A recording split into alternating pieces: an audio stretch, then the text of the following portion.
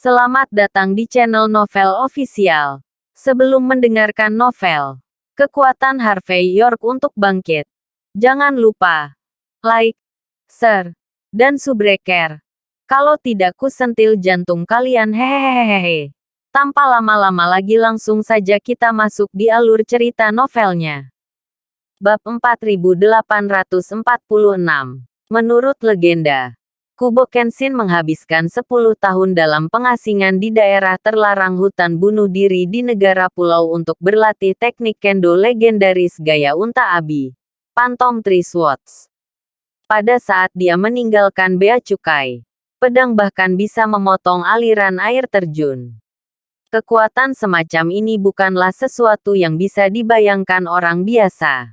Menurut legenda, dia adalah jenius tak tertandingi di antara generasi muda negara pulau, yang kemungkinan besar akan maju ke Dewa Perang. Orang seperti itu tidak mudah muncul di hari kerja kali ini. Jika bukan karena hilangnya Abi Tuoliu di negara H, Wainer mengambil banyak bantuan untuk mengundangnya ke sini. Kalau tidak, jika dia tidak mundur ke tingkat Dewa Perang, dia tidak akan dilahirkan. Dan orang seperti itu, bahkan Araceli Hoffman sangat hormat. Dia mengangkat gelas ke Kubo Kenshin dari kejauhan, isyarat memanggang. Dan Kubo Kenshin jelas tahu bahwa Araceli Hoffman adalah anak laki-laki besar di lingkaran atas. Dia mengangguk sebagai tanggapan, dan kemudian matanya tertuju pada Harvey York. Tangkap dirimu. Ini adalah martabat tertinggi yang akan aku berikan padamu demi kedua negara. Demi setetes air. Tunggu sampai aku mengambil tindakan. Kamu akan mati. Ekspresi Kubo Kenshin acuh tak acuh. Seolah-olah dia mengatakan sesuatu yang biasa saja. Tampaknya di matanya, Harvey York bahkan tidak memenuhi syarat untuk membiarkannya menanganinya dengan serius. Harvey York tersenyum ringan dan berkata, "Kamu akan membiarkan aku bunuh diri dengan satu kata. Jika aku mematuhi perintah dengan patuh, bukankah itu membuat kita orang negara H tidak sebaik orang pulaumu? Negara Pulau Belaka, tempat kecil, berani datang kepada kita seperti gaun musim panas yang besar. Nenek moyang Abi Tuoliu tidak memberitahu Anda bahwa ketika Anda menginjakkan kaki di negara H, Anda harus menjadi orang yang rendah hati, agar tidak membawa bencana bagi Abi Tuoliu Anda." Mendengar kata-kata Harvey York, ekspresi acuh tak acuh Kubo Kenshin menjadi dingin. Kemudian matanya berkilat dingin. Dan dia berkata perlahan, "Aku tidak peduli siapa kamu. Sekarang saya berlutut dan bunuh diri. Saya bersumpah atas nama Abi Tuoliu. Bencana tidak akan menyakiti keluarga saya. Kalau tidak, bukan hanya kamu, tetapi bahkan generasi ke-18 dari nenek moyangmu akan digali dan dihancurkan menjadi abu." Harvey York berkata dengan acuh tak acuh, "Terserah Anda. Jika Anda berlatih selama 10.000 tahun, Anda tidak memenuhi syarat untuk mengatakan hal seperti itu." Mata Kubo Kenshin menjadi dingin. Lalu dia berkata dengan dingin, "Wah, tahukah kamu siapa aku? Apakah kamu tahu dengan siapa kamu berbicara?" Harvey York berkata dengan ringan, "Semua orang sama. Seluruh negara kepulauan. Siapapun yang datang, sama saja. Negara pulau Anda rentan di mata saya. Arogan." Ada sedikit kemarahan di mata Kubo Kenshin. "Aku akan memberimu satu kesempatan terakhir untuk bunuh diri. Dan kita harus menghadap ke arah gunung suci negara pulau kita, Fuji. Kalau tidak, kamu akan ditebas olehku hari ini." Harvey York tersenyum sedikit. "Gunung suci Fuji. Ketika saya menemukan waktu, saya akan pergi ke Toyama dan bersenang-senang dengan apa yang disebut 6 sekolah dan 5 keluarga kerajaan di negara pulau Anda. Setelah saya menginjak apa yang disebut harga diri Anda ke dasar kaki saya pikir Gunung Suci juga akan menjadi gunung yang memalukan. Adapun kamu, mengancamku seperti ini tidak cukup. Tidak cukup baik membiarkan pendekar pedang sombongmu datang. Wajah Kubo Kenshin langsung jelek, bajingan. Karena kamu mencari kematian, aku akan mengirimmu ke jalanmu. Ketika kata-kata itu jatuh, Kubo Kenshin maju selangkah. Dan paksaan yang sangat kuat menyelimuti tempat Harvey York berada. Energi pedang menekan. Dan cahaya dingin berkedip. Orang biasa menghadapi paksaan seperti itu. Saya khawatir mereka harus berlutut langsung. Bab 4847. Ses. Kali berikutnya, Kubo Kenshin menarik tangan kanannya ke pedang panjang negara pulau di pinggangnya. Kemudian dia menggeser sosoknya, menukik ke bawah, dan berubah bentuk dengan pisau, dan jatuh ke wajah Harvey York. Pedangnya cepat, seperti hantu. Semua orang di sekitar mereka terkejut dengan kekuatan Kubo Kenshin. Bahkan orang-orang di sekitar Tuan Muda Hoffman tidak lagi memandangi Kubo Kenshin dengan kagum. Hanya dapat dikatakan bahwa dimanapun yang kuat berada, mereka akan menerima rasa takut dari semua orang. Dan Harvey York melihat Kubo Kenshin yang masuk. Ekspresinya tidak peduli. Dan dia hanya menjentikkan jarinya. Cong, ujung jarinya menjentikkan sisi cahaya pedang Kubo Kenshin. Dan dalam sekejap, ada guntur diam dan tanah datar.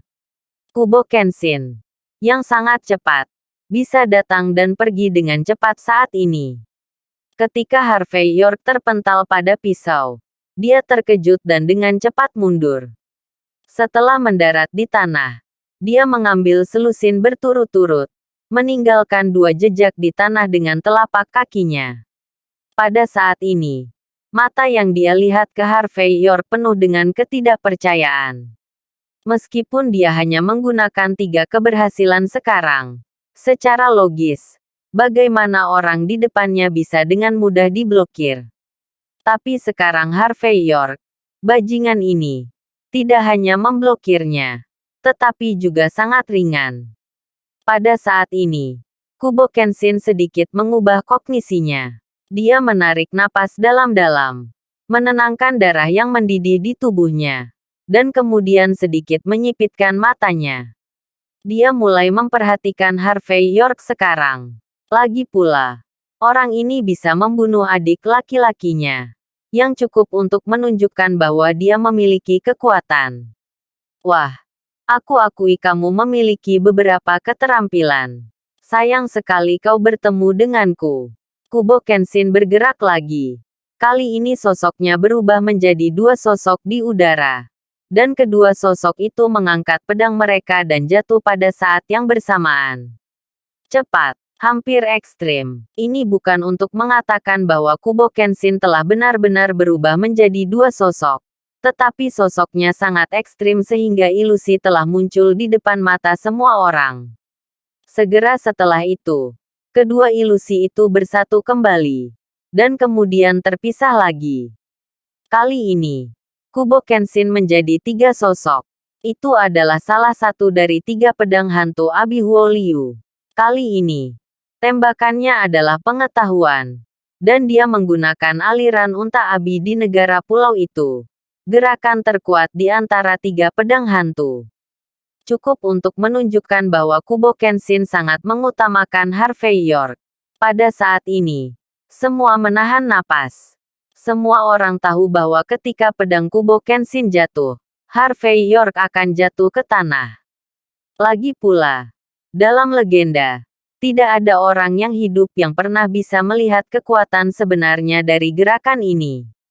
Siapapun yang sudah melihat trik ini sudah mati. Kubo Kenshin sangat membenci dan takut pada Harvey York sehingga dia menggunakan kartu truf seperti itu.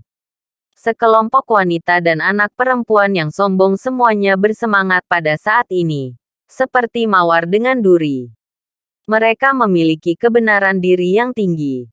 Dan mereka sama sekali tidak melihat sutra yang tergantung di depan mereka. Jadi mereka sangat berharap Harvey York akan dibunuh oleh pisau Kubo Kenshin. Tapi kali ini, di hadapan pedang Kubo Kenshin, ekspresi acuh tak acuh Harvey York sedikit lebih geli. Detik berikutnya, dia maju. dan kemudian menggesek dengan punggung tangannya ke arah wajah sosok di sebelah kiri. Tamparan suara yang renyah. 3 hantu di udara bersatu dan berubah menjadi sosok yang muncul di bawah telapak tangan Harvey York. Dan tamparan Harvey York mengenai wajah Kubo Kenshin, menyebabkan dia terbang keluar, dan kemudian menabrak pilar marmer.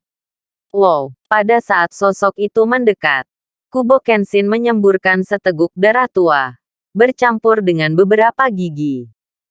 Dia berjuang untuk bangun. Tetapi segera seluruh orang itu benar-benar jatuh ke tanah dan kehilangan kekuatan pertarungannya. Sebuah tamparan ditinggalkan. Melihat adegan ini, semua orang yang hadir dalam keadaan kesurupan. Bab 4848. Siapa Kubo Kenshin? Itu adalah kakak dari Abihuliu Negara Pulau. Itu adalah generasi muda legendaris dari Negara Pulau, yang kemungkinan besar akan menjadi jenius tak tertandingi dari generasi Dewa Perang. Itu adalah Kubo Kenshin, yang telah mundur di hutan bunuh diri selama 10 tahun, dan bisa menembus air terjun dengan satu pedang. Namun, sekarang pria besar yang bisa disebut kartu truf Fernando Wainer ini, pemuda sombong yang sangat dihargai oleh negara kepulauan ini. Sama seperti ini, dia ditampar dan ditampar oleh menantu yang datang ke pintu di depannya. Tidak apa-apa jika terbang. Poin kuncinya adalah masih dihapus. Pada saat ini, semua orang merasa sangat tidak masuk akal. Bahkan Araceli Hoffman mengayunkan tangan piala itu. Dan pada saat ini, dia berhenti sebentar, dan matanya menjadi kusam sejenak. Jacob Thomson tidak bisa menahan diri untuk tidak berdiri. Matanya penuh kecemerlangan, melihat ekspresi Harvey York yang penuh kejutan. Fatih Kuilanlan dan Andrea Rowling, yang selalu memandang rendah Harvey York, menutup mulut mereka saat ini. Ingin berseru, tetapi takut menyerahkan status mereka. Setelah mengipasi Kubo Kenshin, Harvey York mengeluarkan tisu basah dan menyekat tangannya dengan serius. Setelah itu, dia menyipitkan mata ke Fernando Wainer, yang juga terpana saat ini, dan berkata dengan acuh tak acuh, "Tuan Muda Wainer, tampaknya ketergantungan terbesar Anda juga telah kehilangan efeknya. Sekarang, apakah kamu ingin menanggapiku dengan serius sekali?" Mendengar kata-kata Harvey York, semua pengawal Wainer Group di sekitar mulut kering dan tidak bisa berkata-kata. Bagaimanapun, kekuatan tempur Harvey York jauh di luar imajinasi mereka. Bukannya mereka belum pernah melihat master yang hebat, tetapi ini adalah pertama kalinya newbie melihat master di level Harvey York. Fernando Wainer akhirnya bereaksi pada saat ini. Keterkejutan dan ketakutan di matanya menghilang. Tetapi sorot mata Harvey York menjadi semakin dingin. Dia tersenyum tanpa komitmen dan berkata, "Maaf, saya tidak akan membiarkan orang pergi. Jika ada sesuatu, apakah kamu menyentuhku?" Retakan. Harvey York kali ini tidak berbicara omong kosong, tetapi menendang betis kiri Fernando Wainer. Suara renyah keluar, dan tulang senbai keluar langsung, membawa darah dan sumsum putih, yang tampak mengejutkan. Fatih Kuilanlan dan wanita lain hampir berteriak. Mereka telah melihat banyak adegan besar, tetapi adegan berdarah seperti itu masih secara naluriah takut.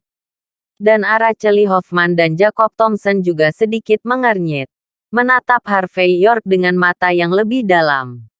Namun, ada lebih banyak rasa jijik yang mendalam di kedalaman ini. Lagi pula, untuk tokoh-tokoh besar di lingkaran atas, hal yang paling tidak sedap dipandang adalah serangan balik akar rumput. Dan rangkaian tindakan Harvey York tidak hanya menyentuh garis bawah mereka, tetapi juga menyentuh skala kebalikannya. Sehat. Pada saat ini, Fernando Wainer juga mengejang kesakitan. Tubuhnya bergoyang dan jatuh ke tanah. Namun, dia hampir tidak dianggap sebagai karakter. Pada tahap ini, Dia masih menggertakkan giginya dan tidak membiarkan dirinya berteriak apapun yang terjadi. Harvey York mengabaikan reaksi penonton, tetapi menatap Fernando Wainer dengan ekspresi acuh tak acuh, dan berkata dengan ringan, "Di mana orang itu? Di mana itu?" Fernando Wainer mencibir, dengan ekspresi jijik dan gila. "Jika saya tahu, saya tidak akan memberitahu Anda, dan saya tidak akan membiarkan siapapun pergi. Jika kamu memiliki kemampuan, kamu akan membunuhku." Adegan ini cukup dingin, dan banyak wanita dan anak perempuan melihatnya. Dan mereka tidak bisa membantu tetapi diam-diam mengatakan dalam hati mereka bahwa Fernando Wainer adalah pria sejati. Tetapi sayang sekali dia akan lumpuh di masa depan. Jika tidak, Anda harus menikahinya dan memberinya monyet. Bab 4849. Retakan. Harvey York tidak berbicara omong kosong. Dia menendang dan mematahkan kaki lainnya Fernando Wainer. Dengan kakinya yang patah, tubuh Fernando Wainer lumpuh total, dan wajahnya dipenuhi rasa sakit yang tak terkatakan. Dia menopang tubuhnya dengan tangannya, dan juga mendukung kebanggaan terakhir. Pada saat ini, Harvey York dengan santai mengambil pisau panjang negara pulau di tanah. Ujung pisau menyentuh tenggorokan Fernando Wainer, dan kemudian berbicara dengan ringan. "Fernando Wainer, saya tahu. Anda pikir Anda adalah seseorang. Kau tidak keberatan bermain denganku. Tapi, aku bisa memberitahumu. Jika itu normal, aku akan bermain denganmu perlahan, mematahkan tulang tanganmu, dan membuatmu lumpuh total. Sayangnya, ini tentang istri saya, dan saya tidak sabar sekarang. Aku akan bertanya padamu untuk terakhir kalinya. Di mana pria itu? Jika kamu tidak mengatakannya, kamu akan mati, dan aku dapat menemukannya sendiri." Mendengar kata-kata Harvey York, merasakan niat membunuh yang tak terkendali di mata Harvey York, merasakan dinginnya pedang panjang negara pulau di tangan Harvey York, Fernando Wainer, yang memandang kematian seolah-olah di rumah, dengan wajah menghina tiba-tiba menggigil tanpa sadar. Tidak peduli seberapa kuat dia, kartu truf terbesarnya adalah Harvey York tidak berani bunuh diri. Tapi sekarang, Harvey York sepertinya akan bunuh diri jika tidak membuka mulutnya, yang membuat Fernando Wainer, yang selalu percaya diri, merasa sangat ketakutan. Apa? Cendekiawan bisa dibunuh tapi tidak dipermalukan. Harvey York memandang Fernando Wainer, yang sangat kusut saat ini, dan berbicara dengan ringan. "Dalam hal ini, kamu tidak sebaik ayahmu. Setelah ayahmu gagal saat itu, dia masih tahu bagaimana bekerja keras. 3 tahun kemudian dan 3 tahun kemudian. Dan setelah kamu gagal, kamu tidak hanya tidak mengenalinya, tetapi kamu juga mengirim dirimu ke jalan buntu demi antusiasme sesaat. Sepertinya kamu tidak sebaik ayahmu." Mata Fernando Wainer berkedut dan dia ragu-ragu. Harvey York terus menekan. "Kamu mengira bahwa setelah kamu meninggal, ayahmu akan membalas dendam. Tetapi jika tebakanku benar, kamu memiliki saudara laki-laki dan perempuan lain. Kematianmu, bagi mereka, adalah untuk membersihkan rintangan ke posisi atas. Pada saat itu, untuk mempertahankan kekuatan mereka, mereka tidak hanya tidak akan membalas dendam padaku, mereka bahkan mungkin membuat kamu menjadi sejarah. Kematianmu tidak berarti, tanpa nilai apapun. Sayang sekali. Karena itu, pedang negara pulau di tangan Harvey York perlahan ditekan. Ujung pisau yang tajam menembus kulit Fernando Wainer, dan sensasi menyengat yang intens benar-benar menenangkannya. Manusia hidup seumur hidup dengan martabat, kebanggaan dan wajah. Tapi masalahnya adalah, orang mati sia-sia. Ketika dia meninggal, semua miliknya akan sepenuhnya dibagi. Bagaimana mungkin Fernando Wainer menjadi orang seperti itu? Saat berikutnya, dia menggertakkan giginya sedikit, dan berkata dengan sungguh-sungguh, biarkan dia pergi. Aku akan melepaskannya sekarang. Harvey York perlahan menarik pedang pulau di tangannya. Fernando Weiner memandang Harvey York dengan tatapan rumit, lalu mengeluarkan ponsel dari lemarinya dan memutar nomor dengan cepat. Segera, ada suara yang agak mirip pulau di sisi yang berlawanan. Tuan Muda Weiner, instruksi apa yang Anda miliki? Sakura Miyamoto, bawa Mandy Zimmer kembali. Cepat, Fernando Weiner hampir berteriak. Mendengar nama Sakura Miyamoto, Harvey York sedikit mengernyit. Dia secara naluriah merasa sedikit akrab. Tetapi dia masih berkata dengan ringan, Nona Miyamoto, kan? Maaf, saya Harvey York. Saya di sini untuk memperingatkan Anda. Jika Mandy Zimmer dalam masalah, Fernando Weiner akan berada dalam masalah. Apakah Anda mengerti saya? Bab 4850. Sisi lain telepon itu tampak tertegun sejenak, dan kemudian terdengar tawa lembut. Hanya saja tawa ini terdengar aneh. Sepertinya hantu pengembara dari neraka telah ditabrak oleh seseorang. Dengan ocehan yang mengoceh. Fernando Weiner sedikit gila. Dan dia mendesis. Sakura Miyamoto, tidakkah kamu mengerti aku? Bawa orang ke sini. Tuan Weiner, saya minta maaf. Di seberang telepon, suara Sakura Miyamoto menjadi main-main dan acuh tak acuh. Ini adalah akhir dari kerja sama kita antara Sindan Wei dan Keldis dan Aula panjang umurmu. Astaga, aku tidak akan melepaskannya. Berkatilah dirimu sendiri. Dududu, di tengah lapangan. Fernando Weiner meraih telepon. Wajahnya pucat. Anak terlantar. Putra sulung Weiner Group yang bermartabat. Orang-orang di Hall of Longevity. Berubah menjadi putra terlantar pada saat ini. Mata Harvey York berubah sedikit dingin. Negara Pulau Sindan Wei dan Keldis. Bukankah ini orang-orang dari kepulauan yang diusir sendiri di Mordu? Tanpa diduga, penduduk pulau ini akan berani datang ke Jinling untuk membuat gelombang setelah kehilangan santo pedang seperti Ziat Jerik. Terutama Sakura Miyamoto. Harvey York samar-samar ingat bahwa dia telah membunuhnya. Tetapi saya tidak berharap bahwa dia tidak hanya tidak mati, tetapi juga kali ini raja kembali. Retakan. Harvey York melangkah maju dengan ekspresi acuh tak acuh, menginjak tangan kiri Fernando Weiner, dan berkata ringan, Anda punya waktu 3 menit untuk menceritakan semua yang Anda ketahui. Kalau tidak, itu kalimat yang sama. Tahun depan hari ini adalah hari kematianmu. Ledakan. Ketika Harvey York menginjak tangan kiri Fernando Weiner, Sakura Miyamoto, yang mengenakan yukata pedesaan pulau, menghancurkan ponselnya ke tanah di sebuah gudang bobrok.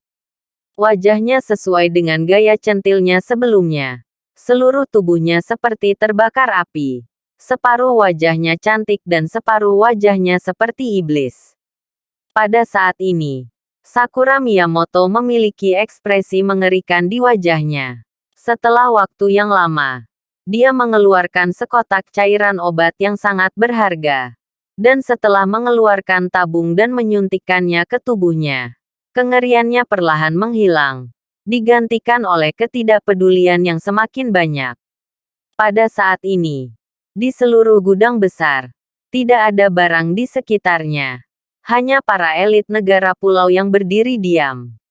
Di tengah orang-orang ini, ada kursi Taisi. Dan di kursi Taisi ada Mandy Zimmer yang tidak sadarkan diri. Jelas, meski ditangkap, Mandy Zimmer tidak terlalu menderita.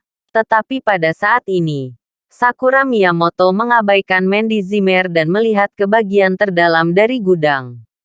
Ada kuil pulau sementara di tempat itu. Apakah itu gerbang atau tori? Itu terlihat seperti aslinya.